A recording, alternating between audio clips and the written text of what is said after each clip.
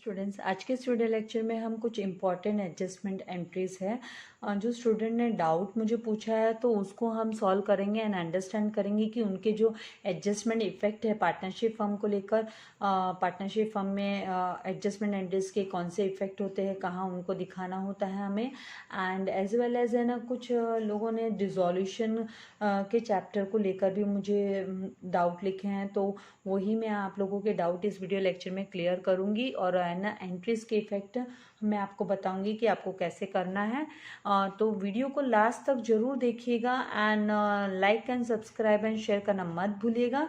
So let's, जो सबसे पहला है मैंने यहाँ पे नोट करके रखा है डाउट को, कि सबसे पहला कि एन अमाउंट ऑफ ₹3,500 का अमाउंट है spend for repairs to building. Building repair के लिए खर्चा हुआ है, ये रिपेयर्स टू बिल्डिंग के लिए स्पेंड हुआ है and is debited to building account. और इसको है ना बिल्डिंग अकाउंट में डेबिट कर दिया, मतलब बिल्डिंग के अमाउंट में इसको ऐड कर दिया, तो इसका इफेक्ट क्या होना चाहिए?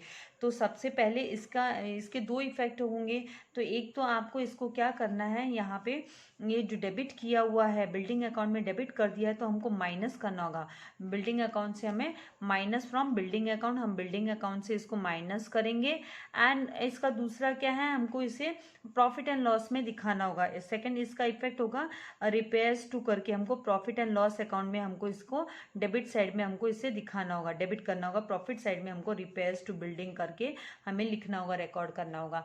तो जैसे यहाँ पे मैंने ना प्रॉफिट एंड लॉस जस्ट आप लोगों के लिए अंडरस्टैंडिंग के लिए लिखा हुआ कि trading and profit and loss account, तो दो लाइन लीव करने के बाद हम यहाँ पे प्रॉफिट एंड लॉस अकाउंट को कंसिडर करते हुए ये जो बिल्डिंग फंड का अमाउंट है to repairs to building fund करके हम प्रॉफिट एंड लॉस में इसका एक इफेक्ट दिखा देंगे, रिपेयर्स टू बिल्डिंग अकाउंट करके हमको इधर दिखा देना है 3,500 को। और इसका दूसरा इफेक्ट, जैसे मुझे स्टूडेंट ने ये कोई कंप्लीट सम नहीं दिया है, तो मान लीजिए यहाँ पे बिल्डिंग है, बिल्डिंग का अमाउंट रिकॉर्ड किया हुआ है, और ये आप सपोज कीजिए कि ये जो बिल्डिंग का अमाउंट है वो हमको है ना दिया हुआ है यहाँ पे। बिल्डिंग का अमाउंट अब मान लीजिए यहाँ पे हमको दिया है 23,500, मान लीजिए 23,500 है, या 2 लाख यहाँ पे लिख देते हैं, 2,33,500 हम लिख लेते हैं, ये अमाउंट है। तो आपको इनर कॉलम में पहले 2,33,500 लिख लेना है, और उधर से माइनस रिपेयर्स टू ये जो रिपेयर यहाँ पे हमने ऐड किया था, मतलब पहले डेबिट कर दिया था, डेबिट करना मतलब ऐड कर देना है, तो ये इसमें इंक्लूड कर दिया गया था, तो माइनस हमको 3,500 करना है। तो आउटर कॉलम में बिल्डिंग चला जाएगा 2,30,000। और मान लीजिए अगर बिल्डिंग पे डेप्रिसिएशन कैलकुलेट करने बोलते हैं आपको, अभी मैं एक्स्ट्रा बता रही हूँ, अगर डेप्रिसिएशन कैलकुलेट करने बोलते हैं तो पहले रिपेयर्स टू बिल्डिंग फंड को माइनस करके जो अमाउंट होगा फिर उस पर डेप्रिसिएशन आपको कैलकुलेट करना होगा। तो इस तरीके से आपको है ना ये दो इफेक्ट इसके, किसके, spend for repairs to building का आपको एक तो प्रॉफिट एंड लॉस के डेबिट में दिखाना है, और आपको बिल्डिंग अकाउंट से इसको माइनस करना होगा। तो इस तरीके से आपको इसका इफेक्ट दिखाना होगा।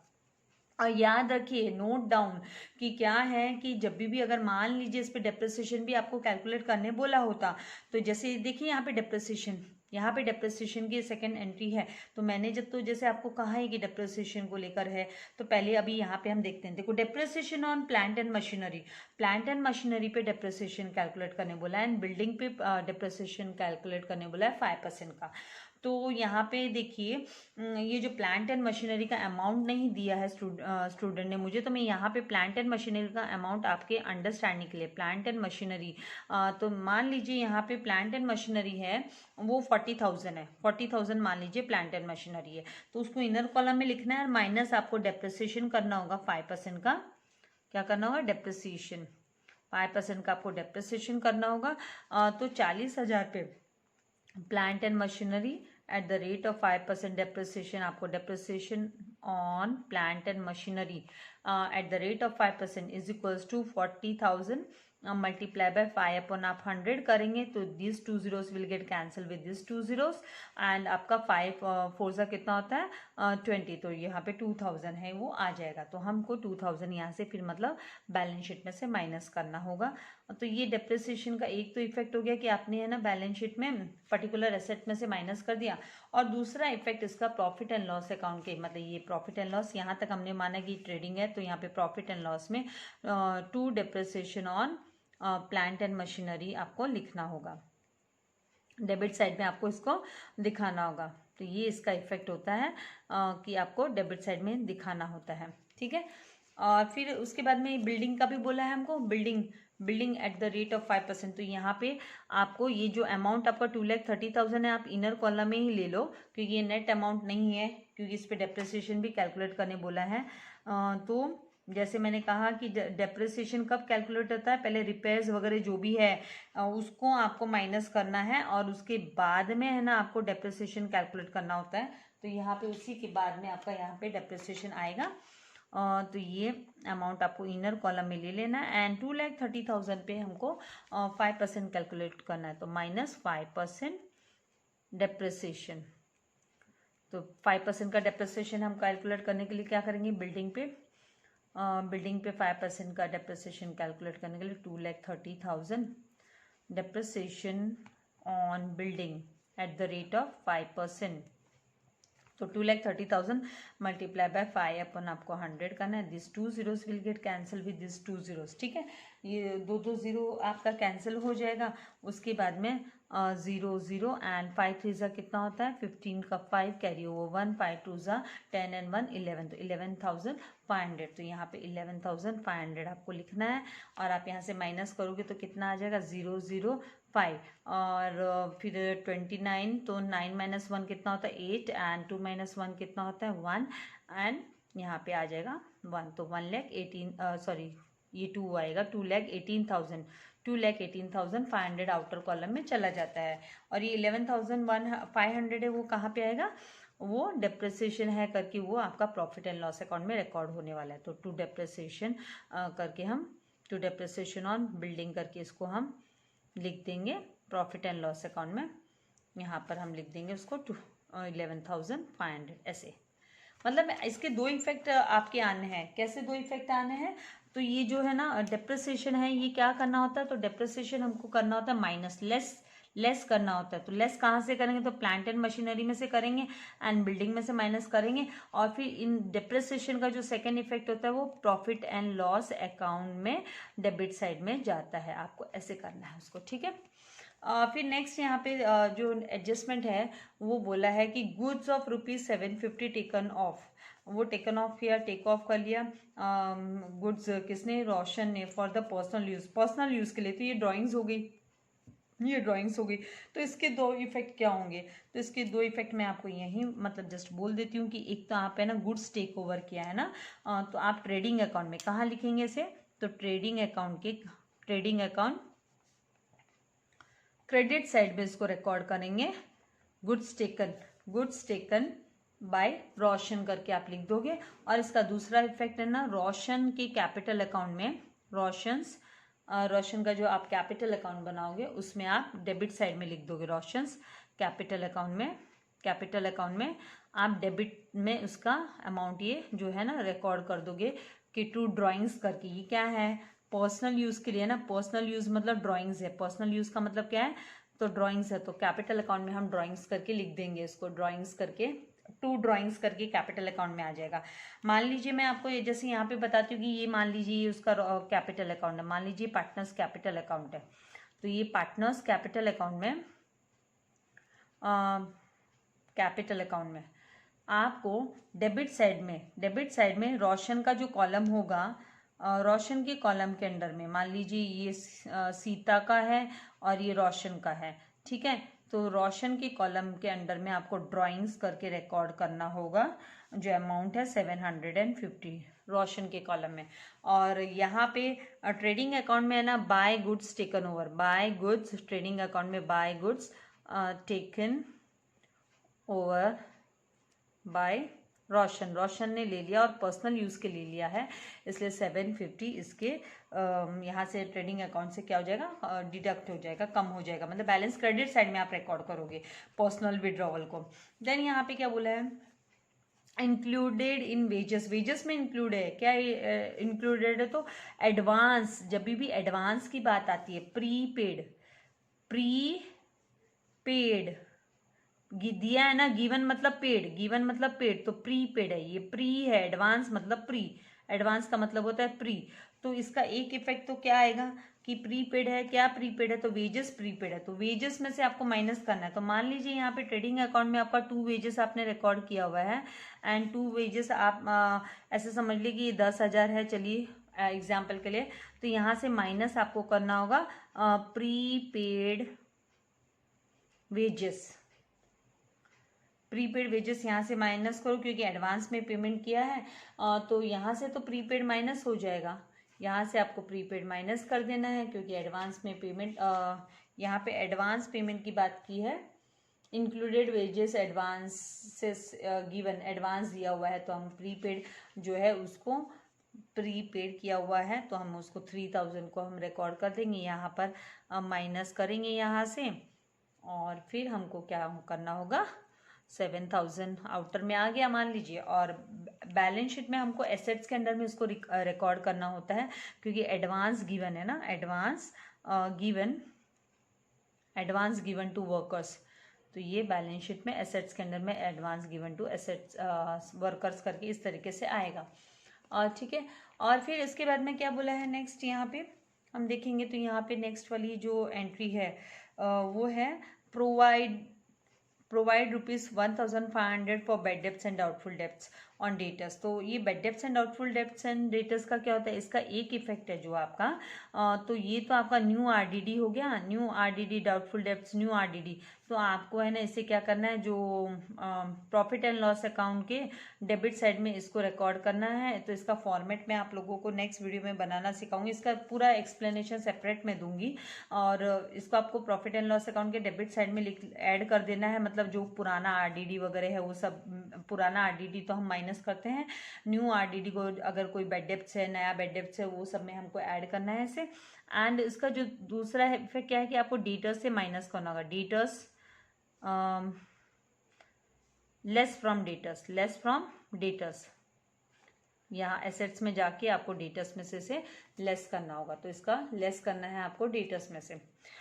फिर नेक्स्ट इसका क्या है, मैं क्विकली आपके डाउट क्लियर कर देती हूँ। ये शेयर इन बजाज लिमिटेड, तो अगर आपको ये ट्रायल बैलेंस में दिया होगा, अगर आपको यहाँ पे ये यहाँ तक है ना 5, ये जो एडजस्टमेंट थे, किसी स्टूडेंट ने मुझे पूरा 5 एडजस्टमेंट टाइप किए थे मेरे लिए कि मिस इसका ना डाउट क्लियर कर दीजिए, तो ये मुझे लगता है एक पर्टिकुलर सम के सारे एडजस्टमेंट है, तो यहाँ पे 5 एडजस्टमेंट है आपके, वो क्लियर हो गए। अभी ये नेक्स्ट मुझे किसी स्टूडेंट ने पूछा था कि शेयर इन बजाज लिमिटेड में जो शेयर है वो क्या होगा, वो इन्वेस्टमेंट है कि क्या है, ट्रायल बैलेंस में दिया था, तो ट्रायल बैलेंस में ये डेबिट साइड में दिया हुआ है, डेबिट में दिया है आप लोगों को, तो डेफिनेटली ये इन्वेस्टमेंट ही है और इसे हमें एसेट्स के अंडर रिकॉर्ड करना होता है, इसे हमें एसेट्स के अंडर में रिकॉर्ड करना होता है। देन इसके बाद में यहाँ पे दिया हुआ है कि एडवर्टीजमेंट करके, तो ये जो एडवर्टीजमेंट है ये 3 साल का एडवर्टीजमेंट है, ये 3 साल का एडवर्टीजमेंट है, तो इसके लिए आप लोगों को वर्किंग नोट करना होगा, ये ट्रायल बैलेंस में दिया है और ये फॉर 3 ईयर्स है, तो हमको तो जो प्रॉफिट एंड लॉस अकाउंट हम बनाते हैं वो तो हम 1 ही साल का बनाते हैं, 1 ईयर का प्रॉफिट एंड लॉस अकाउंट जो बनता है वो 1 ईयर का बनता है। तो यहाँ पे एडवर्टीजमेंट का जो आपको अमाउंट दिया होता है, तो एडवर्टीजमेंट ये 3 ईयर्स का है, 3 ईयर्स का है, इस तरीके से 3 ईयर्स 2 ईयर्स 4 ईयर्स। फिर आपको अमाउंट यहाँ पे जो दिया है वो 6,000 है, तो 6,000 डिवाइड बाई आप 3 करोगे तो 2,000 है ना, ये पर ईयर का आएगा। क्या है ये पर ईयर 2,000 मतलब खर्चा लगा, किसके लिए लगा, एडवर्टीजमेंट के लिए। तो ये जो पर ईयर वाला जो अमाउंट है, ये पर ईयर वाला अमाउंट, ये तो आ जाएगा आपका प्रॉफिट एंड लॉस अकाउंट में। तो यहाँ पे इन शॉर्ट आपको प्रॉफिट एंड लॉस अकाउंट में ये आएगा डेबिट साइड में प्रॉफिट एंड लॉस अकाउंट में आप जब एडवर्टीजमेंट ADVTG लिखती हूँ मैं, 6,000 आप इनर कॉलम में लिखोगे, उसमें से आप माइनस करोगे लेस 2 ईयर्स का जो है वो 2 ईयर्स का एडवर्टीजमेंट का जो चार्जेस है वो क्या एडवांस हो गया, एक तरीके से क्या हो गया, इसको एज अ एडवांस, मतलब हमको अभी इसमें से यहाँ से तो माइनस कर देना है, क्योंकि ये तो एक तरीके से हम बोल देंगे कि एडवांस ही हो गया, क्योंकि हम तो करंट ईयर का खाली जितना भी करंट ईयर का है वो दिखाएंगे, तो ये एडवर्टीजमेंट एक्सपेंसेस जो करंट ईयर रिलेटेड है वही हमको दिखाना है, और जो बाकी का है वो तो रिमेनिंग है, वो तो क्या है एडवर्टीजमेंट हमको एडवांस है, तो हम खाली राइट ऑफ जितना करते हैं वो हमको यहाँ पे आना चाहिए। तो नॉट रिटर्न ऑफ अमाउंट है वो तो एसेट्स में जाने वाला है। तो यहाँ पर ये 2000 तो हम कर देंगे माइनस, तो यहाँ आउटर में आ जाएगा 4000, सॉरी नॉट 2000 माइनस करने के लिए हमको ये बैलेंस तो हमारा अनरिटर्न ऑफ है। आउटर कॉलम में आपका 2000 है वो राइट ऑफ करेंगे, तो राइट ऑफ करने के लिए हमको क्या लिखना होगा उसको, प्रॉफिट एंड लॉस अकाउंट के डेबिट साइड में आउटर कॉलम में 2000 आ जाएगा, करंट ईयर का है, और इनका बीच का जो डिफरेंस होता है वो 4000 हुआ। 4000 ये 2 ईयर्स का एक तरीके से एडवांस जैसे ही होगा, एडवांस एडवर्टीजमेंट चार्जेस हो गया। तो ये एडवांस एडवर्टीजमेंट चार्जेस है, इसका जो इफेक्ट है वो बैलेंस शीट में, आप बैलेंस शीट बनाते हो और बैलेंस शीट में ये एसेट्स के अंडर में हम इसको एसेट्स के अंडर में हम अनरिटर्न अमाउंट है उसको हम एडवर्टीजमेंट को एसेट्स के अंडर में हम इसे लिखेंगे, तो इसको हमें एसेट्स के अंडर में लिख देना है। तो इस तरीके से ये एडजस्टमेंट्स करने हैं, इतने हार्ड एंड इतने डिफिकल्ट भी नहीं है जितना आप लोग ले रहे हो। लेकिन आप लोग क्या है, मैंने तो इतना थियोरी की वीडियोस भी डाले हैं आपको अंडर कि आपको अच्छे से समझ में आ जाए, लेकिन आप लोग वीडियोस देखते नहीं हो। आप लोगों को डाउट्स तो होते हैं, लेकिन थोड़ा सा एफर्ट्स है ना डालने का मन कम करता है, राइट। शॉर्टकट्स चाहिए, लेकिन आपको पता है शॉर्टकट्स, लर्निंग के लिए कोई शॉर्टकट्स नहीं होता है। लर्न करने के लिए, आपको स्टडी करने के लिए कोई शॉर्टकट नहीं है, राइट। तो ये जो एडवांस एडवर्टीजमेंट है वो आपको मतलब एज अ प्री पेड भी लिख सकते हो आप इसको, एडवांस पेड करके भी प्री पेड एडवर्टीजमेंट जो है एडवर्टीजमेंट का चार्जेस है 4000 वो आपका एसेट्स के अंदर में आएगा। शॉर्टकट नहीं होता है स्टडीज़ के लिए, एक बात याद रखिए। फिर ये जो नेक्स्ट है interest receivable could not be recovered, ये अभी डिसोल्यूशन का आ गया, यहाँ तक, यहाँ से डिसोल्यूशन का आ गया। तो interest receivable could not be recovered under dissolution. तो इस केस में आपको क्या करना है, आप लोगों को कोई यहाँ पे कोई स्पेशली है ना, यहाँ पे कोई रिडक्शन या डिडक्शन इसमें नहीं करना होगा, क्योंकि ऑलरेडी है ना ये जो interest receivable could not recovered है ना वो ऑटोमेटिकली एडजस्ट हो जाता है जब हम रियलाइजेशन अकाउंट बनाते हैं। When we prepare realisation account, तो नो एंट्री, इसके लिए कोई एंट्री हमको नहीं डालनी होती है, ऑटो एडजस्ट हो जाता है ये, it gets auto adjusted, it is auto adjusted because जब भी हम है ना इसके जो डिसोल्यूशन में रियलाइजेशन अकाउंट के डेबिट साइड में सारे के सारे एसेट्स को जब रिकॉर्ड करते हैं, राइट, तो वो ऑटोमेटिकली जो रिसीवेबल है वो वहाँ पे चला जाता है। लेकिन जब नहीं रिसीव होता है तो वो मतलब वो ऑटोमेटिकली वो लॉस के अंडर में चला गया, तो हमको इसके लिए कोई एंट्री नहीं दिखानी होती है, अलग से सेपरेट हमको इसके लिए कोई एंट्री नहीं होनी होती है। तो ये नो एंट्री का केस ही हो गया, इसके लिए कुछ भी हमको करना नहीं है। ये नॉट ओनली ये रिसीवेबल, कोई भी एसेट रहने दो, अगर उसकी रियलाइजेबल वैल्यू आपको नहीं दी है, मतलब कुछ भी रिसीव नहीं हुआ है तो नहीं हुआ है, आपको वैसे ही छोड़ देना है, आपको उसके लिए वरी नहीं करना है, आपको नो एंट्री करके मतलब आपको कुछ एंट्री नहीं दिखानी है, ठीक है। फिर joint life policy was surrendered. अभी joint life policy and joint life fund में ना स्टूडेंट्स को कन्फ्यूजन होता है। तो माय डियर स्टूडेंट्स, आपको एक बात याद रखनी है, बैलेंस शीट में जब आपको कभी भी देखो ये जॉइंट लाइफ फंड होता है ना वो लायबिलिटीज होता है, फंड होता है वो क्या होता है लायबिलिटीज में आएगा फंड आपका। जॉइंट लाइफ पॉलिसी फंड ये क्या करती है, कंपनी एक रिजर्व्स रखती है किसके लिए, कंपनी के जो वर्कर्स हैं उनके लिए जॉइंट लाइफ पॉलिसी निकालने के लिए। और ऑलरेडी जॉइंट लाइफ पॉलिसी जो पेमेंट किया हुआ होता है, प्रीमियम भरा होता है, जॉइंट लाइफ पॉलिसी का जो प्रीमियम भरा हुआ होता है, पेमेंट किया हुआ होता है, तो वो मतलब है ना वो एसेट हो गया आपका, तो वो एसेट्स के अंडर में आता है। और जॉइंट लाइफ पॉलिसी फंड होता है वो क्या होता है, वो लायबिलिटीज होती है, तो वो किसके अंडर में आती है, लायबिलिटीज के अंडर में आएगी।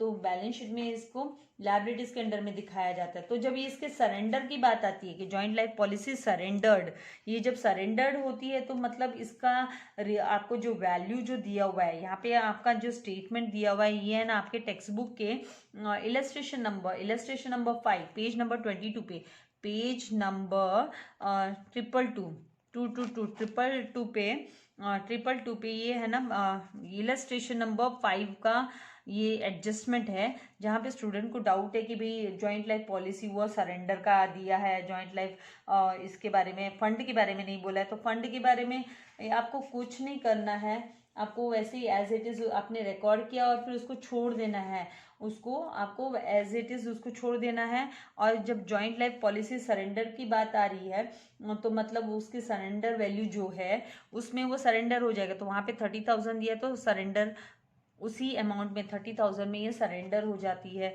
तो इसका जो है ना रियलाइजेबल, ये तो बैलेंस शीट में दिया हुआ है इस तरीके से, आपको क्वेश्चन में बैलेंस शीट में फंड दिया हुआ है तो फंड को आप छोड़ दीजिए, कुछ मत कीजिए। आपकी पॉलिसी जब सरेंडर हो गई है तो पॉलिसी आपकी रियलाइज्ड हो गई, तो क्रेडिट साइड में ये आपको रियलाइजेशन अकाउंट के क्रेडिट साइड में बाय बैंक करके रिकॉर्ड करना होगा 30,000 का। उसके बाद में एक और छोटा सा डाउट था स्टूडेंट का कि इफ हाँ अभी ये है ना, if unrecorded liabilities are paid off by any partner, अगर कोई पार्टनर इसको पेमेंट करता है किसको, अनरिकॉर्डेड लायबिलिटीज को, तो क्या जो है जर्नल एंट्री क्या होती है, कैसे इसको रिकॉर्ड किया जाता है। तो जब पार्टनर पे करता है तो रियलाइजेशन अकाउंट, उस केस में हम रियलाइजेशन अकाउंट को हम करते हैं यहाँ पर डेबिट। और टू हमें पार्टनर्स, जिस भी पार्टनर ने पेमेंट किया है तो उस पार्टनर का या तो करंट अकाउंट में पार्टनर्स कैपिटल, नहीं तो करंट अकाउंट में ये जाता है पार्टनर्स कैपिटल या फिर करंट अकाउंट में हमें जो एक्चुअल पेमेंट है उसी के ऊपर, एक्चुअल पेमेंट पे आपको ट्रांजैक्शन दिखाना होता है, एक्चुअल पेमेंट जो किया जाता है उस पे ट्रांजैक्शन दिखाना होता है। और अगर फर्म ने पे किया है इसको, अगर फर्म पे करती है, मतलब यहाँ पे बिजनेस फर्म इसको अगर पे कर रही है तो अनरिकॉर्डेड, इस अनरिकॉर्डेड की एक खास बात है कि अनरिकॉर्डेड आपको है ना इसमें नहीं दिखाई देने वाला है, इसको हमको है ना रियलाइजेशन अकाउंट में इसका जो ट्रांसफर का इफेक्ट नहीं आएगा, इसका सिंगल इफेक्ट ही है। यहाँ पे डिसोल्यूशन में है ना सब सिंगल इफेक्ट ही है, आपको वो एडजस्टमेंट करके वैसे नहीं है कि आपको उसके डबल इफेक्ट वाली बात नहीं है, इसका सिंगल इफेक्ट ही है यहाँ पे। तो यहाँ पर जब अगर फर्म पेमेंट करती है तो उस केस में रियलाइजेशन अकाउंट डेबिट, आपको रियलाइजेशन अकाउंट डेबिट टू इसको क्या लेना है, टू बैंक या कैश, मतलब इसका बैंक बैलेंस या आपकी जो फर्म का अगर कैश है तो कैश अकाउंट है तो कैश बैलेंस उस कम हो जाएगा और एक्चुअल जो पेमेंट है उसी उतना ही डिडक्ट होगा, एक्चुअल पेमेंट। तो आपको अनरिकॉर्डेड लायबिलिटीज को लेकर आपको है ना ऐसे टेंस नहीं होना कि ये कहाँ पे रिकॉर्ड होगी क्या होगी। तो यहाँ पे ये अनरिकॉर्डेड जो लायबिलिटीज होती है उनको आपको है ना उसमें ट्रांसफ़र नहीं करना होता है, रियलाइजेशन अकाउंट में आपको उसको ट्रांसफ़र नहीं करना होता है। तो यहाँ पे लायबिलिटीज़ को आपको क्या करना है, अगर पेमेंट अगर कर रहा है पार्टनर कर रहा है कोई भी पार्टनर तो realisation account to particular partner का कैपिटल या करंट, और अगर फर्म पेमेंट कर रही है तो रियलाइजेशन अकाउंट डेबिट टू जो पार्टनर है फर्म है, फर्म का बैंक बैलेंस या कैश बैलेंस डिक्रीज हो जाएगा। तो इस तरीके से आपको एंट्रीज करने, तो आई होप आपका जो कॉन्सेप्ट्स हैं, क्योंकि देखिए आप मेरे को 5-5 6-6 आप मेरे को ऐसे एडजस्टमेंट आप है ना टेक्स्ट बॉक्स में लिखोगे कमेंट बॉक्स में तो इट इज़ वेरी डिफिकल्ट, मुझे एक्सप्लेन करना बहुत डिफिकल्ट हो जाता है। मैंने बहुत सारे है ना प्रॉफिट एंड लॉस अकाउंट के जो पार्टनरशिप फाइनल अकाउंट के मैंने बहुत सारे सम है ना सॉल्व किए हैं आप लोगों के लिए। तो वीडियो देखिए, आप लोगों को समझ में आएगा, ऐसा नहीं है नहीं आएगा, आपको करना है, सॉल्व करना है, प्रैक्टिस करना है। और मैंने थियोरी वीडियोस भी डाले हैं तो प्लीज़ वीडियोस को देखिए एंड अपने फ्रेंड्स के साथ भी शेयर कीजिए ताकि सबको कॉन्सेप्ट्स क्लियर हो, किसी को कोई डिफ़िकल्टी नहीं हो। So thank you very much, God bless.